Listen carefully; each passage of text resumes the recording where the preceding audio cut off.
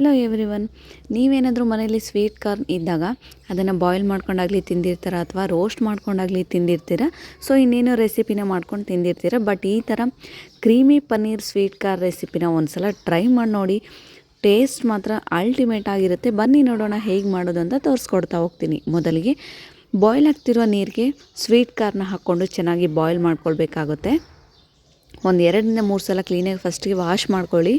Wash ಮಾಡ್ಕೊಂಡಾದ್ಮೇಲೆ ಕುದೀತಿರೋ ನೀರಿಗೆ ನೀವು ಇದನ್ನು ಹಾಕ್ಕೊಂಡು ಚೆನ್ನಾಗಿ ಬಾಯ್ಲ್ ಮಾಡ್ಕೊಳ್ಬೇಕಾಗುತ್ತೆ. ಬಾಯ್ಲ್ ಮಾಡ್ಕೊಳ್ಳುವಾಗ ನೀವು 1 ಟೀ ಸ್ಪೂನ್ ಆಗುವಷ್ಟು ಉಪ್ಪು ಹಾಗೂ 1 ಟೀ ಸ್ಪೂನ್ ಆಗುವಷ್ಟು ಶುಗರನ್ನು ಹಾಕ್ಕೊಂಡು ಮಿಕ್ಸ್ ಮಾಡಿಕೊಂಡು ಚೆನ್ನಾಗಿ ಬಾಯ್ಲ್ ಮಾಡ್ಕೊಳ್ಬೇಕು. ಬಾಯ್ಲ್ ಮಾಡ್ಕೊಳ್ಳೋವಾಗ ಒಂದು ಸಲ ಪ್ರೆಸ್ ಮಾಡಿ ನೋಡಿ.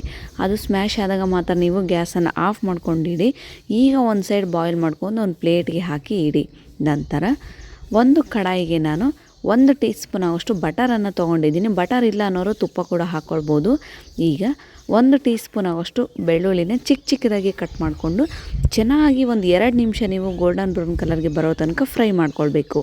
ನೋಡಿ, ಆಯಿಲ್ ಹಾಕೋದಕ್ಕಿಂತ ತುಪ್ಪ ಅಥವಾ ಬಟರನ್ನು ಹಾಕ್ಕೊಂಡು ಮಾಡಿ ಟೇಸ್ಟ್ ಮಾತ್ರ ತುಂಬಾ ಚೆನ್ನಾಗಿರುತ್ತೆ. ಗ್ಯಾಸನ್ನು ಲೋ ಫ್ಲೇಮಲ್ಲಿ ಇಟ್ಕೊಳ್ಳಿ. ಈಗ 1 ಸ್ಪೂನ್ ಆಗೋಷ್ಟು ನಾನು ಮೈದಾ ಹಿಟ್ಟನ್ನು ತೊಗೊಂಡಿದ್ದೀನಿ. ಮೈದಾ ಹಿಟ್ಟನ್ನು ತೊಗೊಂಡು ಬೇಗನೆ ಕ್ವಿಕ್ ಆ್ಯಂಡ್ ಈಸಿಯಾಗಿ ನೀವು ಈ ಥರ ಗಂಟಿಲ್ದಂಗೆ ಚೆನ್ನಾಗಿ ಸ್ಮ್ಯಾಶ್ನ ಮಾಡ್ಕೊಳ್ಬೇಕು. ನೋಡಿ, ಅದು ಇನ್ನು ಬೇಗ ಗಟ್ಟಿಯಾಗಿಬಿಡುತ್ತೆ. ಸೊ ಹಾಗೆ ಗಟ್ಟಿಯಾದರೂ ಪರವಾಗಿಲ್ಲ, ಏನೂ ಆಗಲ್ಲ. ಈ ಥರ ಅಂದ್ಕೊಂಡು ಮೈದಾ ಹಿಟ್ಟೆಲ್ಲ ಚೆನ್ನಾಗಿ ಬಟರಲ್ಲಿ ಬೆರೆಯೋ ಥರ ಮಿಕ್ಸ್ ಮಾಡ್ಕೊಳ್ಬೇಕಾಗುತ್ತೆ. ಈಗ 1 ನಿಮಿಷ ಆದಮೇಲೆ ನಾನು 1 ಬೌಲ್ ಆಗೋಷ್ಟು ಕಾಯಿಸಿ ಆರಿಸಿರುವಂಥ ಹಾಲನ್ನೇ ತೊಗೊಂಡಿದ್ದೆ. ನೋಡ್ತಿರ್ಬೋದು, 1 ಬೌಲ್ ನೀವು ಸ್ವೀಟ್ ಕಾರ್ನ್ಸ್ನ ಎಷ್ಟು ತೊಗೊಂಡಿರ್ತೀರೋ 2 ಬೌಲ್ ಅದನ್ನು ಸ್ವೀಟ್ ಕಾರ್ನ್ಸ್ನ ತೊಗೊಂಡ್ರೆ 2 ಬೌಲ್ ಹಾಲನ್ನೇ ಹಾಕ್ಕೊಳ್ಬೇಕು. ಯಾಕೆಂದರೆ ಇದು ಬೇಗ ಗಟ್ಟಿಯಾಗೋ ಕಾರಣ.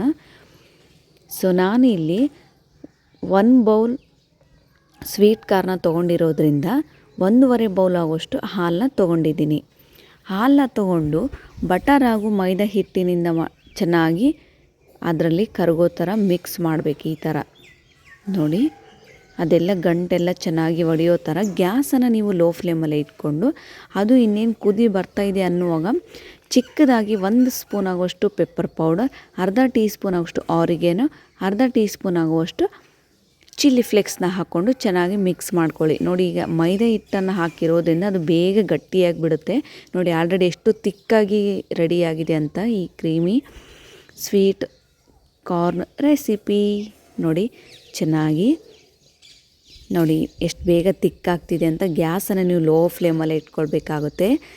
ಈಗ 1-2 ನಿಮಿಷ ಅಷ್ಟೇ, ಸ್ವಲ್ಪ ಪೆಪ್ಪರ್ ಪೌಡರ್ ಸ್ಮೆಲ್ ಹೋಗೋ ತನಕ 1-2 ನಿಮಿಷ ಬಾಯ್ಲ್ ಮಾಡ್ಕೊಳ್ಳಿ. ನೋಡಿ, ನಂತರ ನಾನು ಆಲ್ರೆಡಿ ಸ್ವೀಟ್ ಕಾರ್ನ್ಸ್ನ ಬಾಯ್ಲ್ ಮಾಡ್ಕೊಂಡು ಸ್ವಲ್ಪ ತಣ್ಣೀರಲ್ಲಿ ಚೆನ್ನಾಗಿ ವಾಶ್ ಮಾಡಿಕೊಂಡು ಒಂದು ಪ್ಲೇಟ್ಗೆ ಹಾಕ್ಕೊಂಡಿದ್ದೆ. ಅದನ್ನು ಈಗ 1 ಬೌಲ್ ಆಗುವಷ್ಟು ನಾನು ಸ್ವೀಟ್ ಕಾರ್ನ ತೊಗೊಂಡಿದ್ದೀನಿ. ಸ್ವೀಟ್ ಕಾರ್ನ ತೊಗೊಂಡು ಚೆನ್ನಾಗಿ ಮಿಕ್ಸ್ ಮಾಡ್ಕೊಳ್ಬೇಕು. ಸ್ವೀಟ್ ಆ್ಯಂಡ್ ಸಾಲ್ಟಾಗಿ 2 ಕೂಡ ಮಿಕ್ಸ್ ಆ್ಯಂಡ್ ಮ್ಯಾಚ್ ಆಗಿ ತುಂಬಾ ಚೆನ್ನಾಗಿರುತ್ತೆ. ಈಗ ಅರ್ಧ ಟೀ ಸ್ಪೂನ್ ಆಗುವಷ್ಟು ಉಪ್ಪನ್ನು ಹಾಕ್ಕೊಳ್ಳಿ. ಆಲ್ರೆಡಿ ನಾವು ಬಾಯ್ಲ್ ಮಾಡುವಾಗ ಉಪ್ಪನ್ನು ಹಾಕಿರೋದ್ರಿಂದ ಸಿಂಪಲ್ಲಾಗಿ ಉಪ್ಪನ್ನು ಹಾಕ್ಕೊಳ್ಳಿ. 1 ನಿಮಿಷ ಚೆನ್ನಾಗಿ ಇದರಲ್ಲಿ ಬಾಯ್ಲ್ ಮಾಡ್ಕೊಳ್ಳಿ. ನೋಡಿ, ನಿಜವಾಗ್ಲೂ ಟೇಸ್ಟ್ ಮಾತ್ರ ತುಂಬಾ ಚೆನ್ನಾಗಿರುತ್ತೆ. ನಿಮಗೆ ಶುಗರ್ ಬೇಕಿದ್ರೆ ಇನ್ನೂ ಸ್ವಲ್ಪ ಕೂಡ ಆ್ಯಡ್ ಮಾಡ್ಕೊಳ್ಬೋದು. ಈಗ ನಾನು ಪನ್ನೀರನ್ನು ಆಲ್ರೆಡಿ ಬಟರಲ್ಲಿ ಚೆನ್ನಾಗಿ ಸ್ಮ್ಯಾಶ್ನ ಮಾಡಿಕೊಂಡು ಡೀಪ್ ಫ್ರೈ ಮಾಡ್ಕೊಂಡಿದ್ದೆ. ನೀವು ಕೂಡ ಸಡನ್ನಾಗಿ ಪನ್ನೀರನ್ನ ಹಾಕ್ಕೊಳ್ಳೋದ್ಕಿಂತ ಅದನ್ನು ಚೆನ್ನಾಗಿ ಬಟರಲ್ಲಿ ಫ್ರೈ ಮಾಡಿಕೊಂಡು ಹಾಕ್ಕೊಳ್ಬೇಕು. ನಾನಿಲ್ಲಿ 1 ಬೌಲ್ ಸ್ವೀಟ್ ಕಾರ್ನ್ಗೆ 1 ಬೌಲ್ ಆಗೋಷ್ಟು ಪನ್ನೀರನ್ನ ತೊಗೊಂಡಿದ್ದೀನಿ. ಚೆನ್ನಾಗಿ ಬಟರಲ್ಲಿ ಅದನ್ನ ರೋಸ್ಟ್ ಮಾಡಿಕೊಂಡು ಪುಡಿಯಾಗಿ ರೋಸ್ಟ್ ಮಾಡ್ಕೊಂಡು ನಂತರ ಇದಕ್ಕೆ ಹಾಕ್ಕೊಳ್ತಾ ಇದ್ದೀನಿ. ಹಾಕ್ಕೊಂಡು 1 ನಿಮಿಷ ಚೆನ್ನಾಗಿ ಮಿಕ್ಸ್ ಮಾಡ್ಕೊಳ್ಳಿ. ನಿಜವಾಗ್ಲೂ ಟೇಸ್ಟ್ ಮಾತ್ರ ತುಂಬಾ ಚೆನ್ನಾಗಿರುತ್ತೆ. ನೀವು ಕೂಡ ಈವ್ನಿಂಗ್ ಸ್ನ್ಯಾಕ್ಸ್ಗೆ ಇದು ಒಂದು ಒಳ್ಳೆಯ ರೆಸಿಪಿ ಅಂತಲೇ ಹೇಳ್ಬೋದು. ಖಂಡಿತವಾಗ್ಲೂ ಒಂದು ಸಲ ಟ್ರೈ ಮಾಡಿ. ನಂತರ ಸ್ವಲ್ಪ ಮೇಲೆ ಸಕ್ಕರೆಯನ್ನು ಹಾಕ್ಕೊಂಡು ಕೊತ್ತಂಬರಿ ಸೊಪ್ಪನ್ನು ಹಾಕ್ಕೊಂಡು ಈಗ ಗ್ಯಾಸನ್ನು ಆಫ್ ಮಾಡ್ಕೊಂಬಿಡಿ. ಜಾಸ್ತಿ ಹೊತ್ತು ಬಾಯ್ಲ್ ಮಾಡಲಿಕ್ಕೆ ಹೋಗ್ಬೇಡಿ. ಆಲ್ರೆಡಿ ಅದೆಲ್ಲ ಚೆನ್ನಾಗಿ ಬಾಯ್ಲ್ ಆಗಿರೋದ್ರಿಂದ ಜಸ್ಟ್ ಫ್ರೈನ ಮಾಡ್ಕೊಳ್ಬೇಕಷ್ಟೇ. ಈಗ ಒಂದು ಪ್ಲೇಟ್ಗೆ ನಾನು ರೆಡಿಯಾಗಿರುವಂಥ ಈ ಕ್ರೀಮಿ ಸ್ವೀಟ್ ಕಾರ್ನ್ ಪನ್ನೀರನ್ನ ತೊಗೊಂಡು ಒಂದು ಪ್ಲೇಟ್ಗೆ ಸರ್ವ್ ಮಾಡ್ಕೊಳ್ತಿದ್ದೀನಿ. ನೋಡಿ, ನೀವು ಮಾರ್ನಿಂಗ್ ಬ್ರೇಕ್ಫಾಸ್ಟ್ಗಾದರೂ ತೊಗೊಳ್ಬೋದು ಅಥವಾ ಈವ್ನಿಂಗ್ ಸ್ನ್ಯಾಕ್ಸ್ಗೆ ಒಳ್ಳೆ ರೆಸಿಪಿ ಅಂತಲೇ ಹೇಳ್ಬೋದು. ಟೀ ಜೊತೆ ಕೂಡ ನೀವು ಇದನ್ನು ಮಾಡಿಕೊಂಡು ಕೂಡ ತಿನ್ಬೋದು. ನೋಡಿ,